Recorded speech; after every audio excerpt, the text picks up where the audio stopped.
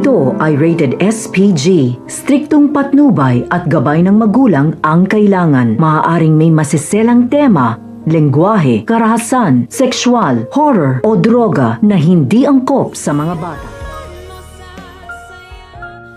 Nahahalata ni Lynette na parang galit si Carlos kay Annalyn dahil sa pagdiin ni Annalyn na may kinalaman si Zoe sa pagkawala ni Don Pepe.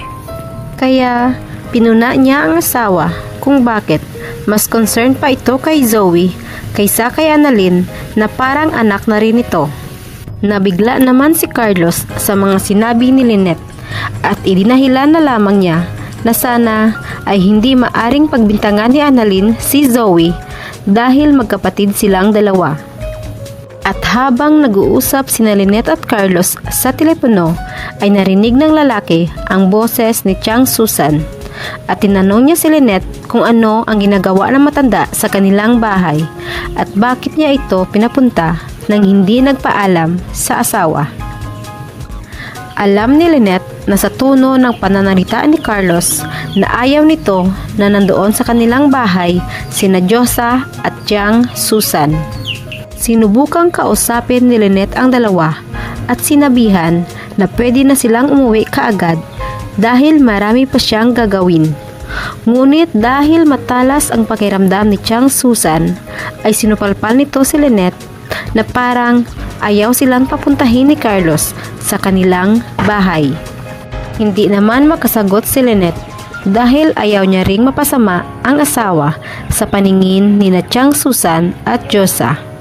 Ngunit hindi naman makatanggi ang kanyang mga ikinikilos kaya nabuking pa rin ng matanda na ayaw talaga sa kanila ni Doc Carlos.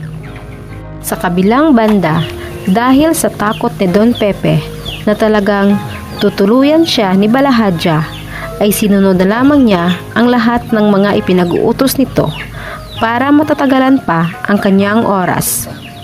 At nagbabakasakali pa rin siyang matagpuan siya ni na Robert at Giselle bago pa matupad ni Moira ang masamang balak sa kanya. At alam niyang hindi niya kayang bilhin ang tiwala ng mga tauhan ng kanyang demonyong manugang. Samantala, galit na galit si Moira sapagkat nalaman ni Carlos ang kanyang ginawa kay Don Pepe dahil sa nagsumbong si Zoe.